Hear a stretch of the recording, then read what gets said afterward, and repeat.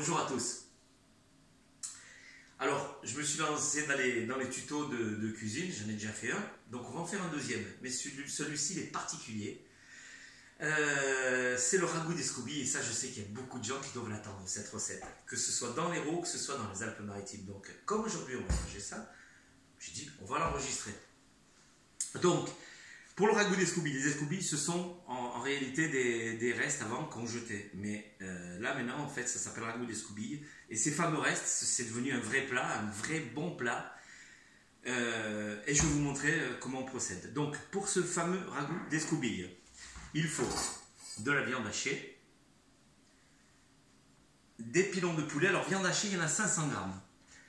En fait, c'est de la viande hachée, c'est pas vrai, c'est pas tout à fait de la viande hachée, c'est ce qu'on achète dans le commerce, c'est une farce à légumes, ils appellent ça. Et c'est très bien, pour faire les boulettes, ça va très bien. Des pilons de poulet, il y a 700 grammes de pilons des ailerons de poulet, on peut le faire avec des pilons ou mélanger. Des cèpes que j'ai trempés hier au soir, que j'ai cuit ce matin 10 minutes je les ai mis dans de l'eau froide, je les ai laissés bouillir pendant 10 minutes, je les ai égouttés. Et j'ai gardé le jus, ne jetez pas le jus de vos cèpes. J'ai juste jeté le fond de la casserole où il y avait du jus, j'ai gardé ce bon jus que j'ai filtré. Du pain trempé dans du lait. J'ai mis mon pain dans du lait froid, je l'ai passé au micro-ondes. Après, je vais le hacher. 3 oignons. Bon, là, il y en a 2, je sais compter. Il y en a un troisième que j'ai commencé à couper qui est dans la casserole là-bas. Quelques carottes. Alors, les carottes, vous mettez ce que vous voulez en carottes en fait. Hein. Bien sûr, c'est en fonction. Maintenant, vous auriez pu mettre 100 carottes, mais moi, j'aime bien les carottes, j'en mets un peu plus. 3 tomates fraîches, des pommes de terre. Alors, le légume, vous mettez ce que vous voulez. Si vous avez un gros appétit et tout, vous en mettez un peu plus. Si vous avez moins, vous en mettez un peu moins. Pardon. Là, du céleri que j'avais préparé il y a quelques temps en surgelé. J'ai pris mon pied de céleri. Donc là, il y a 300 grammes de céleri à peu près. De l'ail. Alors, moi, je suis fan d'ail. Je me mets beaucoup d'ail dans ma cuisine. Cet ail va me servir dans ma farce, dans mes boulettes, pour faire les petites boulettes du ragoût d'escoubille. Et le reste de l'ail, je le mettrai dans la préparation globale dans ma sauce. Du persil. Pas mal de persil pour la farce aussi. On va mettre ça dans la farce. Mais c'est du persil plat. Sachez que le persil plat, c'est ce qui donne le bon goût. C'est très très bon. Ne mettez pas de persil frisé, ça ne sert à rien. Et dans le persil plat, l'avantage du persil plat en plus, c'est que vous pouvez mettre les tiges. Si vous avez une tige grande comme ça, vous mettez le 3/4, vous coupez juste quelques centimètres, vous mettez vos tiges et vos feuilles. C'est très très bon. Les cèpes, j'ai mis des cèpes séchés, je ne vous l'ai pas dit, mais il y a 40 grammes de cèpes séchés. Une boîte comme ça, vous trouvez dans le commerce, ça fait 40 grammes. Pour un ragoût d'escoubille, je ne vous l'ai pas précisé, à peu près pour 4 personnes.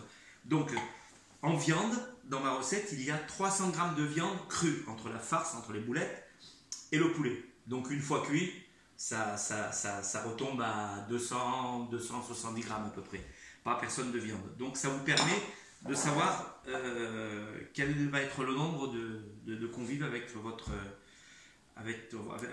préparation. Oh, je vais bégayer. Bon, c'est pas grave.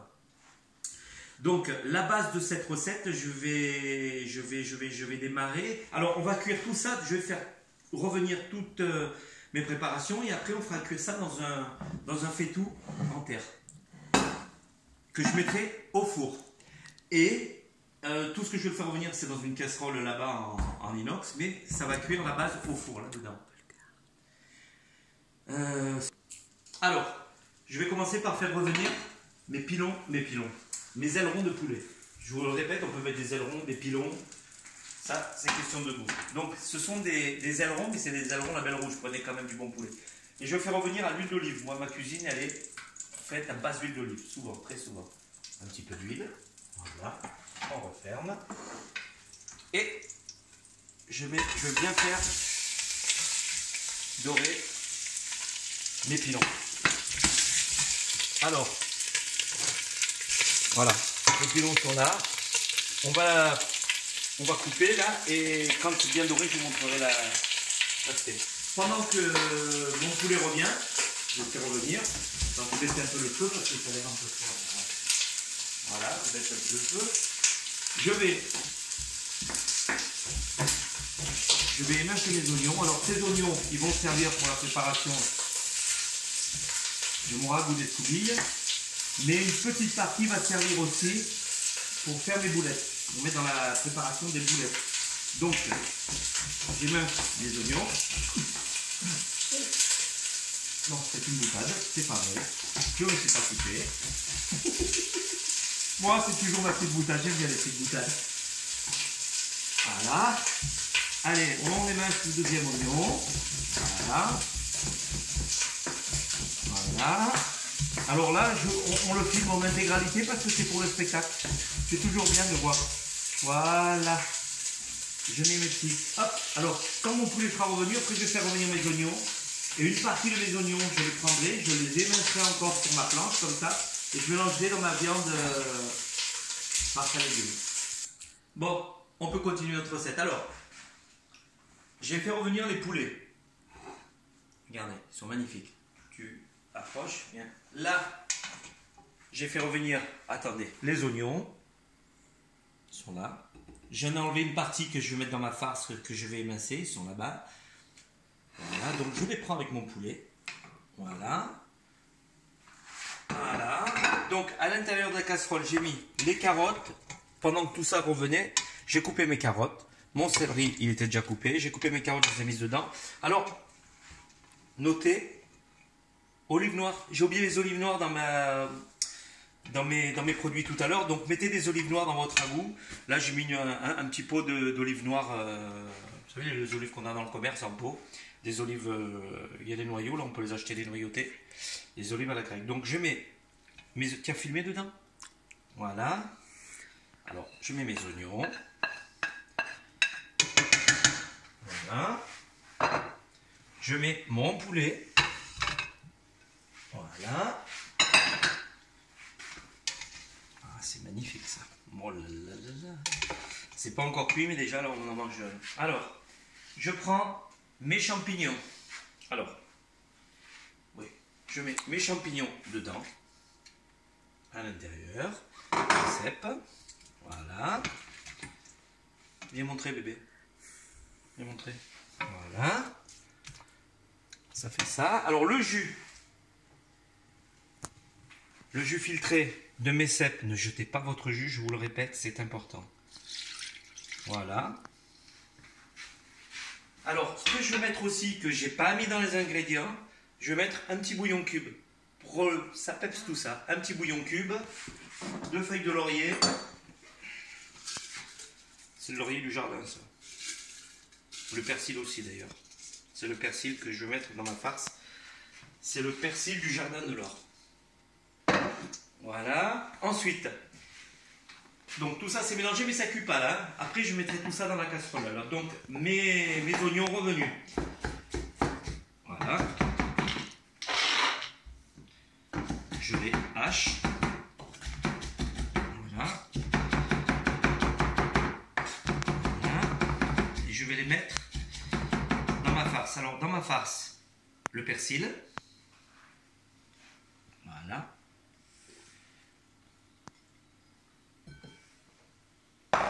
Un petit œuf que je ne vous ai pas dit tout à l'heure aussi.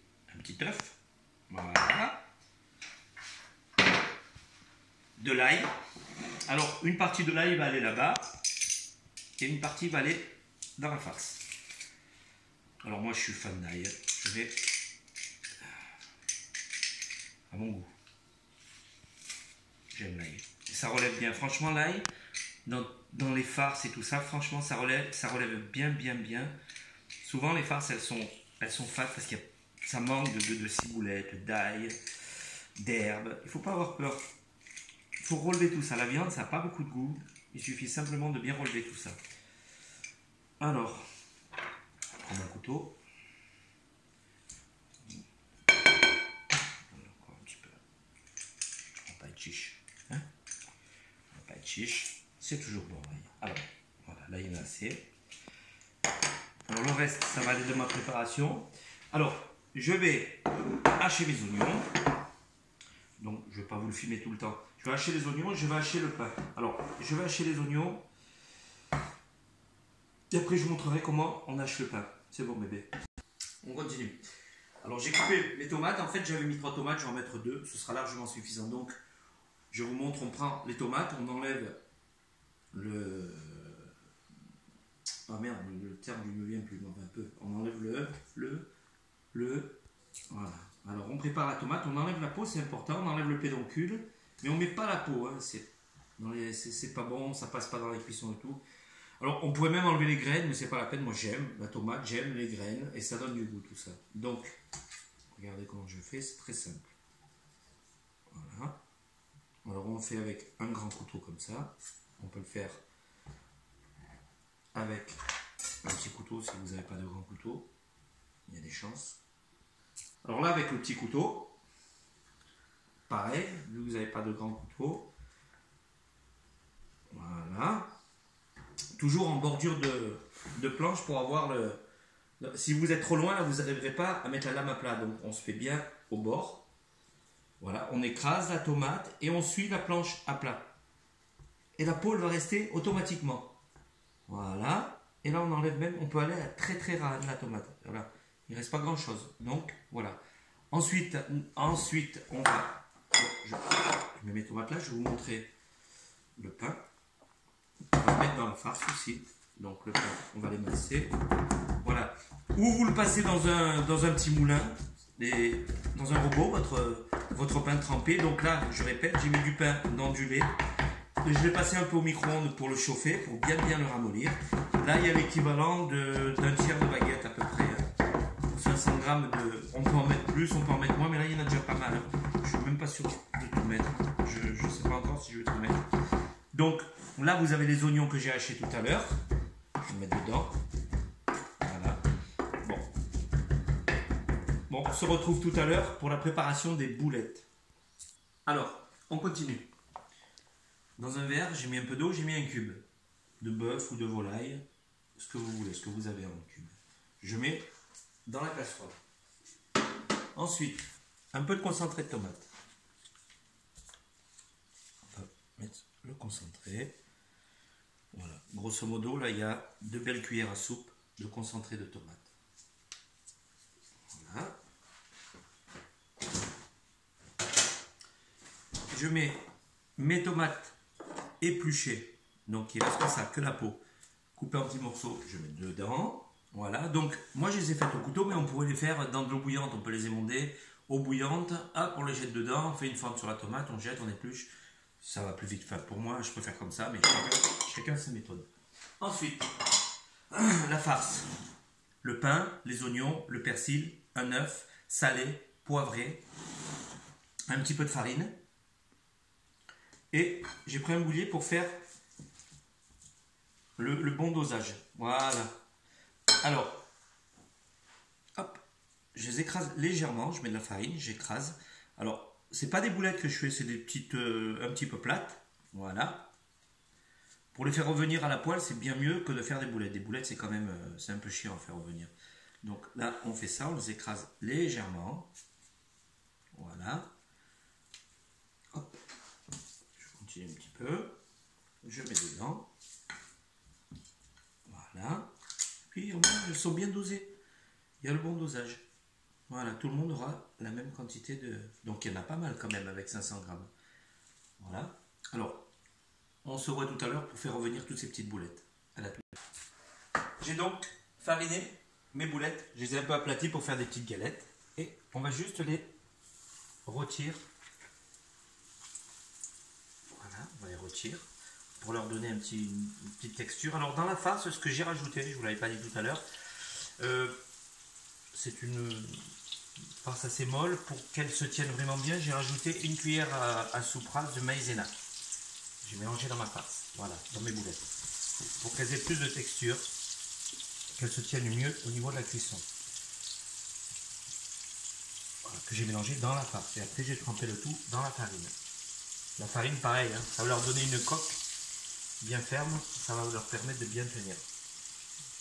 Je ne peux pas tout mettre, donc voilà, je vais laisser aussi. Alors pendant ce temps, on passe de la casserole, hop, dans le poêlon en terre. On va cuire tout ça dans le poêlon en terre et au four. Au four, moi je le fais au grill dehors. Alors je mets tous mes éléments. Alors là, il y a les pommes de terre à l'intérieur déjà. Voilà, je prends mon poulet. Je mets tout ça dedans. Alors j'ai mis mon bouillon, j'ai mis mes tomates.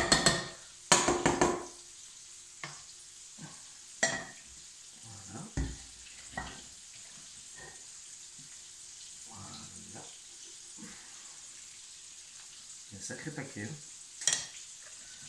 Mais à la cuisson, tout ça, ça va diminuer. Donc, qu'est-ce que j'ai dit tout à l'heure? J'ai dit 4 personnes. Bon, il y a pas mal de patates aussi. J'ai mis pas mal de patates. Donc, ça va être 4 gros mangeurs. Alors, je vais mettre un peu d'eau.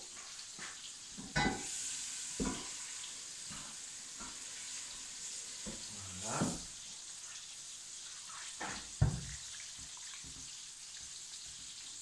Voilà. Les petites boulettes. On va les tourner. Voilà. Un peu plus fort. Elles sont sympas les petites boulettes. Les boulettes, enfin les petites croquettes. C'est-à-dire qu'elles sont à plat. C'est plus des croquettes que des boulettes. Mais bon, voilà. Le résultat, la croquette, c'est que c'est plus facile à rôtir. Une boulette, c'est pénible à rôtir. Voilà. Donc il y en a pas mal. Donc je répète, 500 g de viande de farce à légumes. On peut le remplacer par de la viande tout simplement, dans lequel on peut rajouter éventuellement de l'épaule, un reste de viande que tu vas hacher. Ou bon, moi j'avais pas, j'ai pris ma farce à légumes et puis elle est bonne cette préparation. Là c'est vraiment limite ma casserole. Je voulais le mettre là-dedans mais je crois que je n'aurai pas assez de place. Les boulettes sont revenues, les croquettes. Bon, j'en ai gardé 4, comme ça, elles sont belles. Je les ai mis sur ma viande, mes pommes de terre et tout ça. Mais j'ai changé de récipient, j'ai mis la cocotte en fonte. Je vais le chauffer légèrement. Alors, il y a deux solutions. Ou, quand ça bout, on met à feu doux et on laisse cuire pendant une petite heure. Ou, on le met au four. Alors, le temps que le four il chauffe et tout, il faut compter. Là, si je mettais au four maintenant, hop, à froid comme ça, il me faut 1h30, une bonne heure et demie de cuisson à 170 degrés, 180 degrés. Là, je vais aller le mettre dehors dans le grill. Donc, j'ai pas pu me servir du faitout en terre, c'est dommage. Pour le cuire là-bas, ça aurait été génial, mais j'en avais un peu trop en fait. Le faitout en fonte est plein, ça aurait débordé de tous les côtés. C'est dommage, c'est le faitout en terre que Vania nous a offert. Et j'aime bien faire manger là-dedans, je m'en sers très souvent. Mais bon, ragoût d'escoubille, souvent j'ai un gros volume. Donc, ce qu'on a fait là, c'est pour 4 gros mangeurs quand même. Hein. Mais quand on fait l'escoubille, on en fait toujours un petit peu plus parce que c'est tellement bon qu'on aime bien qu'il y en ait pour le lendemain. Voilà, vous avez la recette, vous avez tous les éléments. Là, si votre ragoût d'escoubille, c'est pas possible de le louper, quoi. Il va être excellent. Voilà. Allez, bisous à tous, à bientôt. Alors, je vous ai dit au revoir tout à l'heure, mais en fait, je vous représente le ragoût d'escoubille une fois terminé. Voilà l'aspect, il a cuit là-bas dans le grill, il a cuit 1h15. Voilà, c'est entre 1h15 et 1h30. Il a démarrage à froid. Si on le démarre sur le feu, on le fait un peu bouillir et on le met directement au four, en 1 heure, c'est cuit. Hein. À feu doux, à 160 degrés, 170 degrés. Au début un peu fort et après on le baisse. Donc, voilà ce que ça représente. Donc, j'ai quand même, en faisant ce ragoût, j'ai une petite pensée, même une grande pensée pour Mamé. C'est quand même Mamé qui m'a appris à faire le ragoût d'escoubille, je ne connaissais pas du tout. Donc, une pensée pour Mamé, ça va de soi. Et en même temps, je dédicace ce plat à ma grignote et à mon trifon. Voilà. Parce que eux, ils adorent le ragoût d'escoubille et ça leur rappelle aussi les biens. Voilà. Donc, il est terminé. Regardez, les boulettes, elles sont magnifiques. Le poulet, il est en dessous, il reste un petit peu de jus, les patates et tout. Bon, je ne vais pas le casser parce que là, on va le laisser tiédir un petit peu. Dans 20 minutes, on va manger parce que quand c'est trop chaud, il n'y a pas trop de goût. Voilà. Voilà le ragoût d'escoubille. Voilà, terminé. Bisous à tous. À bientôt.